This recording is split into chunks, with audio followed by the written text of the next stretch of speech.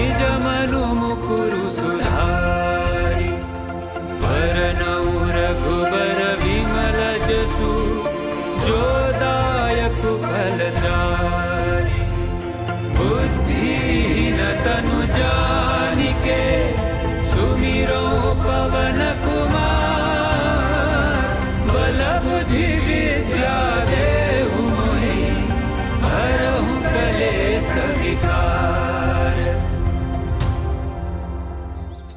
साई राम प्रशांति गाथा के इस धारावाहिक में प्रस्तुत है 65 फुट ऊंची हनुमान जी की भव्य प्रतिमा की कहानी।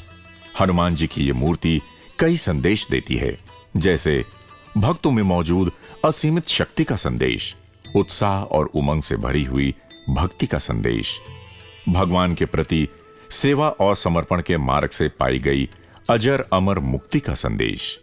हनुमान जी की 65 फुट ऊंची ये मूर्ति हमें यह भी संदेश देती है कि केवल और केवल भगवान के कार्य में सर झुकाकर अगर हम गहराई से जुट जाएं, तो कितनी ऊंचाई तक जा सकते हैं।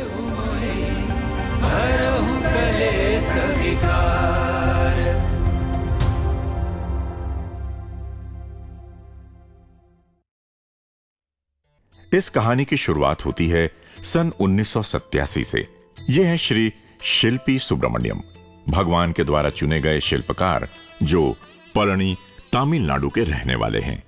आपको सौभाग्य मिला है प्रशांति निलयम की बहुत सारी इमारतों को बनाने का, जैसे गोपुरम का निर्माण, सन 1975 में सर्वधर्म स्तूप का निर्माण और 1985 में हिल व्यू स्टेडियम में शांति वेदिका से लेकर 1995 में साई कुलवंत हॉल का निर्माण। सन 1987 में एक दिन सुबह सवेरे जब Shri Subramaniam hill view stadium में स्थापित इन बहुत सारी मूर्तियों पर काम कर रहे थे, तो एकाएक भगवान बाबा कार से वहां आए और स्वामी ने उन्हें अपने पास बुलाया। फिर स्वामी ने इस पहाड़ की ओर इशारा करते हुए कहा कि इस पहाड़ी के शिखर पर हनुमान जी की एक मूर्ति बनाओ। हनुमान जी तो तुम्हारे मित्र हैं। श्री शिल्पी ने फौरन पूछा कि स्वामी, कब से काम शुरू करूं? स्वामी ने उत्तर दिया, तुरंत, कल ही भूमि पूजन करो। अगली सुबह श्री शिल्पी पहाड़ के शिखर पर गए और उन्होंने भगवान के निर्देशानुसार वहां भूमि पूजन किया। लेकिन श्री शिल्पी थोड़े असमंजस में थे, क्योंकि वे उम्मीद कर रहे थे कि स्वामी इस समय वहां आएंगे और उन्हें बिल्कुल सटीक स्थान बताएंगे। इसलिए वे शाम को स्वामी के दर्शन के लिए गए और उन्होंने स्वामी से एक बार पुनः उस स्थान पर आने के लिए प्रार्थना की। स्वामी ने उत्तर दिया, इंतजार करो, मैं आऊंगा। इस बीच श्री शिल्पी हिल व्यू स्टेडियम में भगवान शिव, कृष्ण, जीसस, जौहराष्ट्र की मूर्तियों को अंतिम रूप देने में व्यस्त हो गए। अगले 2 वर्षों तक उन्हें भगवान से कोई निर्देश नहीं मिले।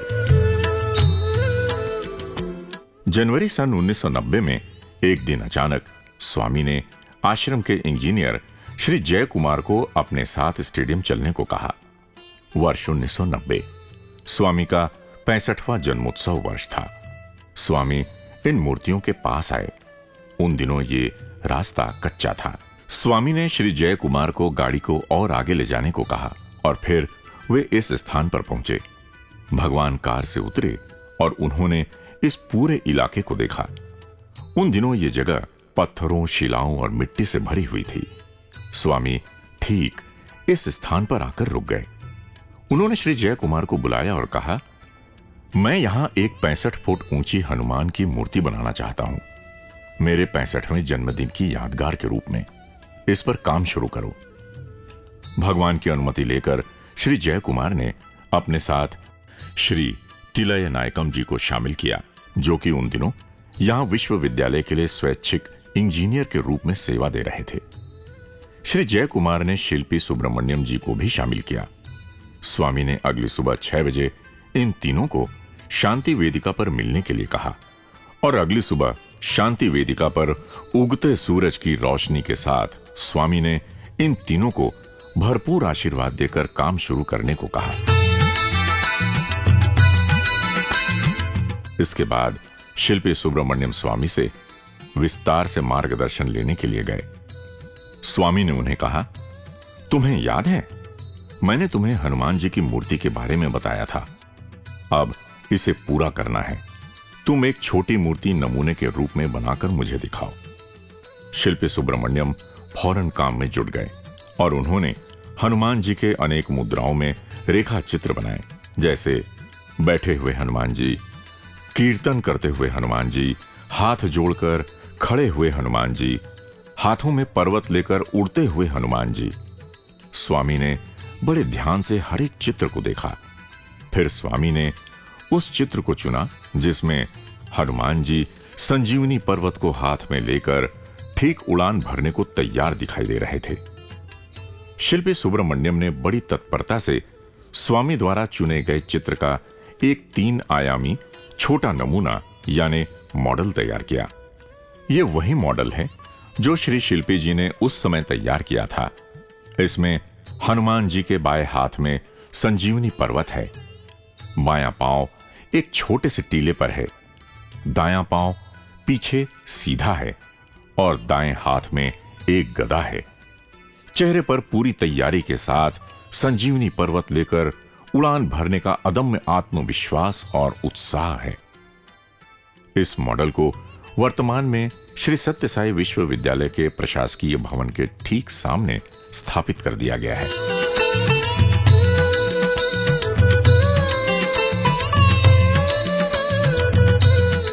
जब श्री तिलय नायकम ने गणना करके देखा तो पाया कि इस मूर्ति का वजन सैकड़ों टन होने वाला था।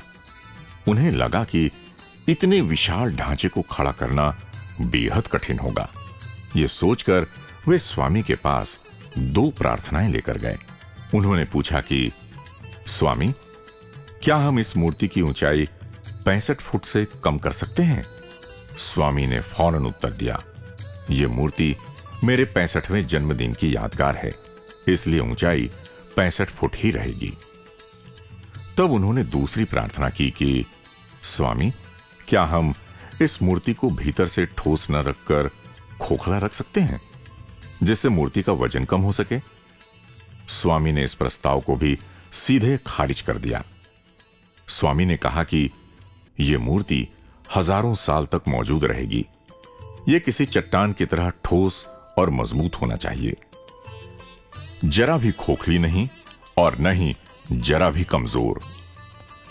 मन ही मन श्री तिलय नायकम इस मूर्ति पर आने वाले बहुत ज्यादा खर्च को लेकर भी चिंतित थे, लेकिन उनके पूछने के पहले ही स्वामी ने कहा कि खर्च की चिंता मत करो, केवल यह सोचो कि इस मूर्ति को कैसे बेहद मजबूत बनाया जाए। श्री तिलय नायकम जी ने कागजों पर इस विशाल ढांचे के सूक्ष्म विवरणों पर काम करना शुरू कर दिया। जब जब उनके मन में इस ढांचे को लेकर कोई कठिनाई आती तो वे प्रार्थना कक्ष में जाकर स्वामी की कुर्सी के सामने घुटनों के बल बैठकर प्रार्थना करते और उन्हें हल सूझ जाता था। कुछ ही हफ्तों में श्री तिलय नायकम ने अपनी पूरी योजना तैयार कर ली।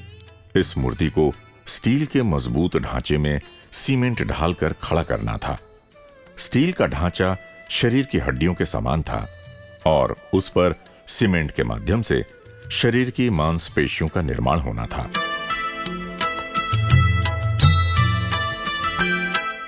After getting the approval of the design of the statue from our beloved Swami, हमारे प्रिय भगवान से अनुमोदन प्राप्त होने के बाद हमें 2 काम करने थे।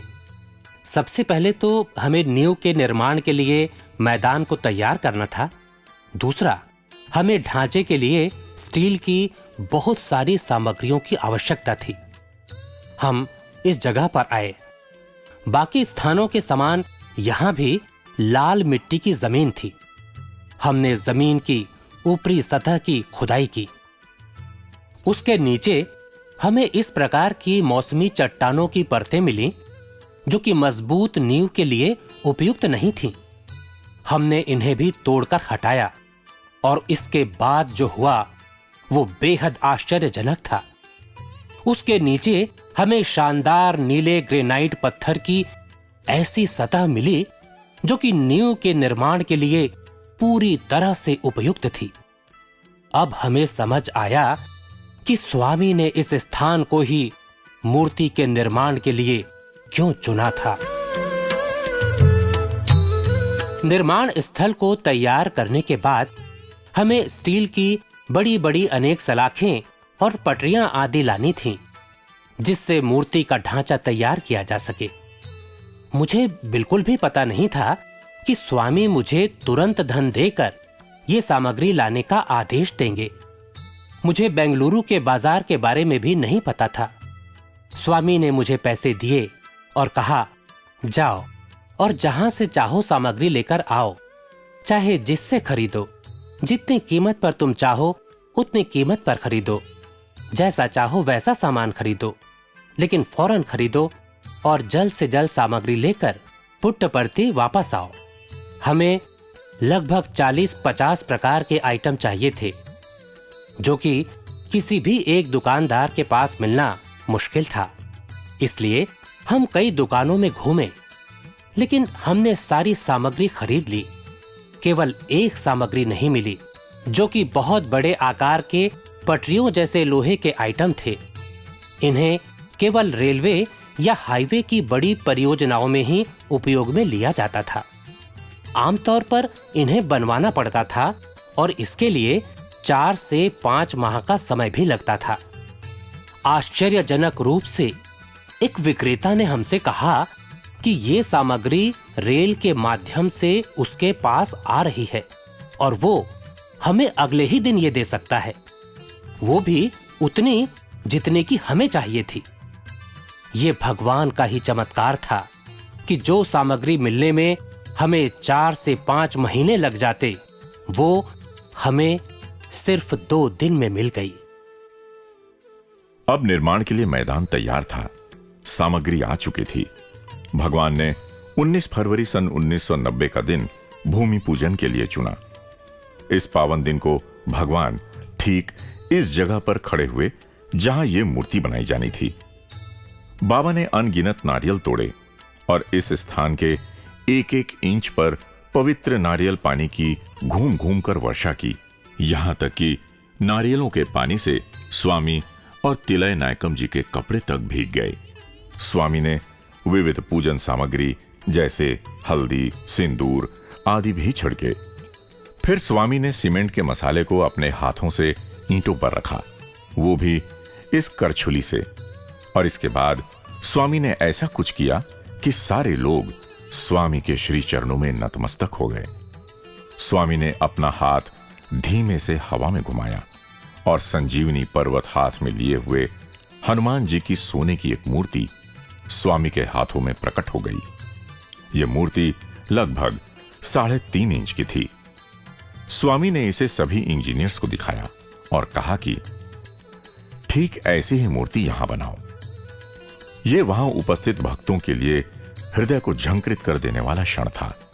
लेकिन सभी इंजीनियर थोड़ा चिंतित थे, क्योंकि वे पहले ही ढांचे पर सारा काम पूर्ण कर योजनाएं बना चुके थे और उसी के मुताबिक सारा सामान भी खरीद चुके थे।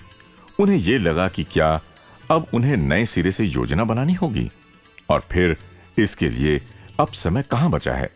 लेकिन जैसे ही श्री तिलय नायकम और श्री शिल्पी ने बड़ी सूक्ष्मता से स्वामी द्वारा सृजित हनुमान जी की सोने की मूर्ति को देखा और गणनाएं की, तो उनकी सारी चिंताएं दूर हो गईं और वे भक्ति की तरंग से भर उठे।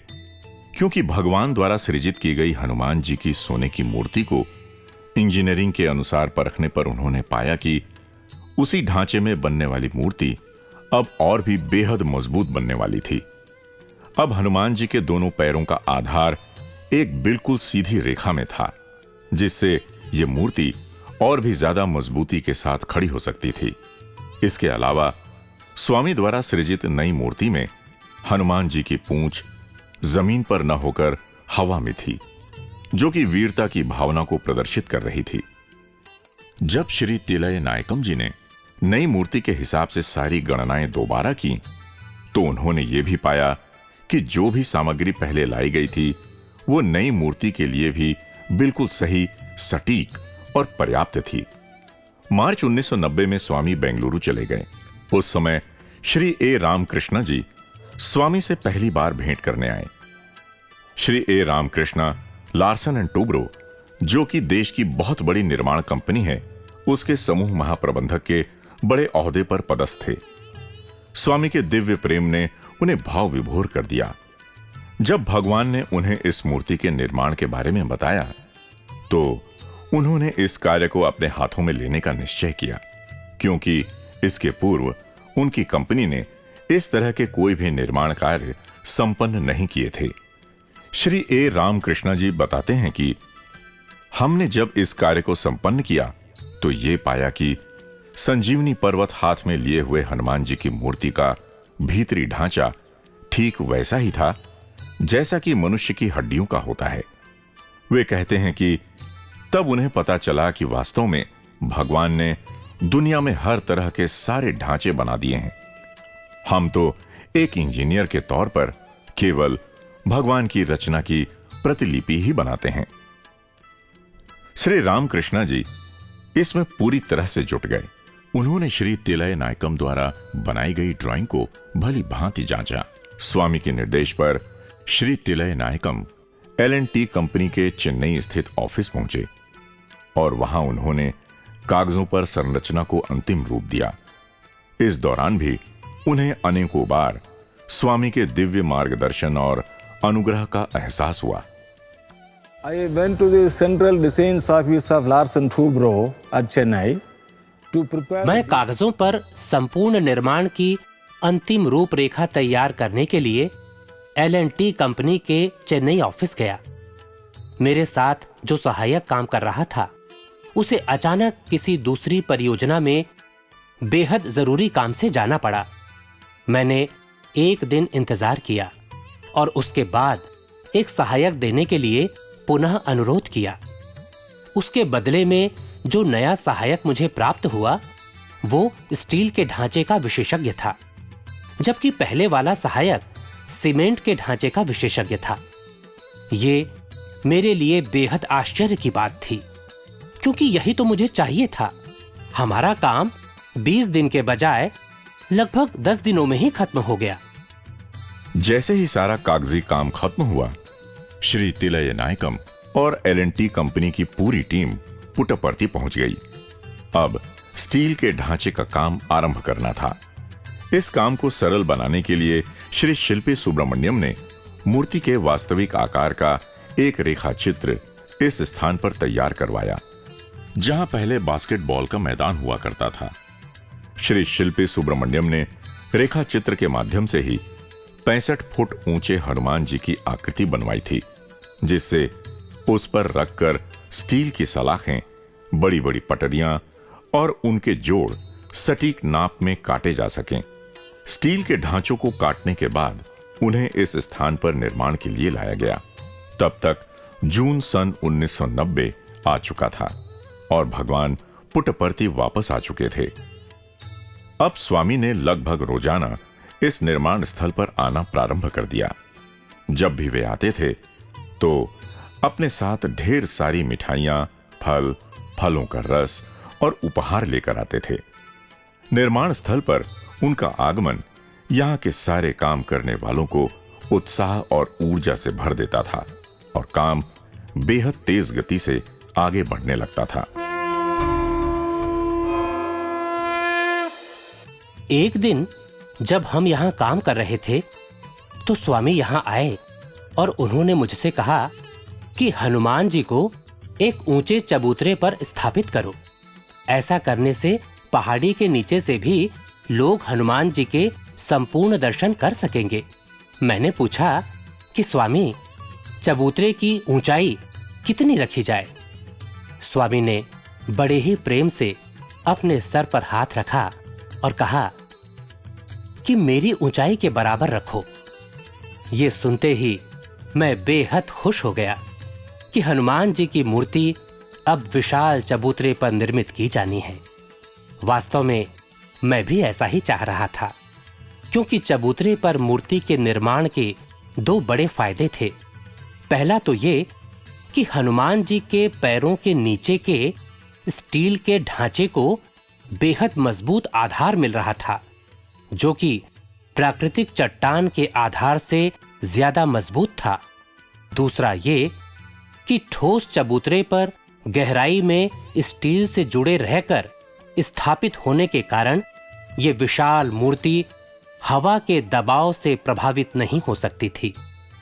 मैंने 45 फुट और 25 फुट लंबे चौड़े चबूतरे के बारे में सोच रखा था। मैंने केवल चबूतरे की ऊंचाई के बारे में नहीं सोचा था।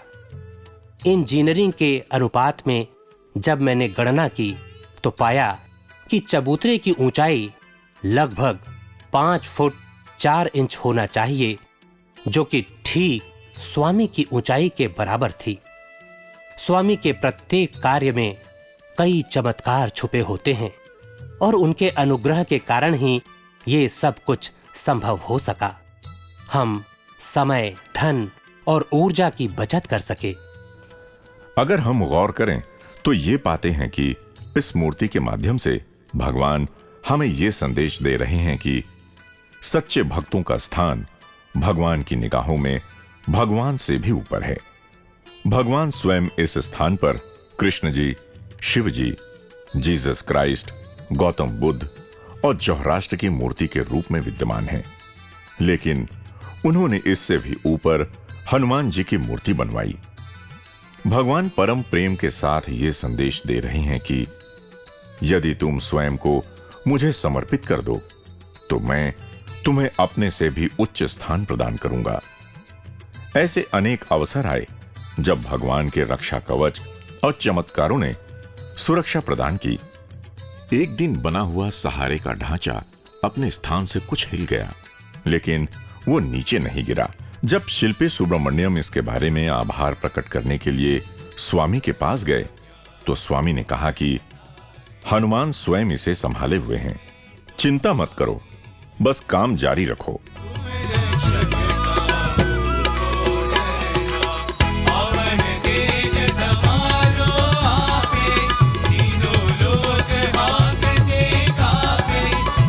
हनुमान जी की अदृश्य शक्ति से यह कार्य 6 माह में पूर्ण हो गया। अब 65 फुट ऊंची हनुमान जी की प्रतिमा तैयार थी। इसका वजन 900 टन है। हनुमान जी के दाएं हाथ की गदा का ही वजन 20 टन है। 150 टन स्टील, 150 टन सीमेंट, हजारों घंटों का समर्पित श्रम और करोड़ों टन के बराबर दिव्य प्रेम से सराबोर हनुमान जी की ये मूर्ति सारी मानवता को भक्ति और सेवा की राह दिखाती है।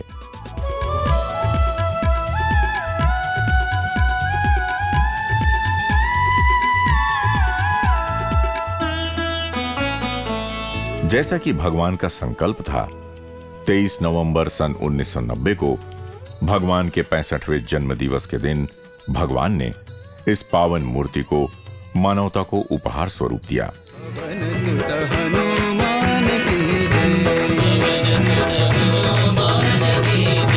सीतापति रामचंद्र की जय, सीतापति रामचंद्र की जय, पवन सुत हनुमान की जय, पराक्रम आंजनेय की जय, पराक्रम आंजनेय की जय। आज भी जैसे ही आप पुटपर्ती में प्रवेश करेंगे तो इस विशाल मूर्ति को देखकर आपका मन मोहित हो उठेगा। इस मूर्ति की स्थापना करवाकर भगवान ने हमें यह संदेश दिया है कि अगर आप भगवान का दिल जीतना चाहते हैं तो पूरे समर्पण और भक्ति के साथ भगवान का काम करने के लिए सदैव तत्पर रहिए। यही तो हनुमान जी ने किया था और ऐसा ही हम सबको करना है। दिल में राम, हाथ में काम। जय हनुमान, जय साई राम। राम लखन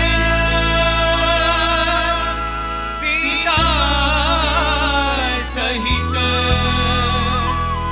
हृदय बसहु सुरभूप।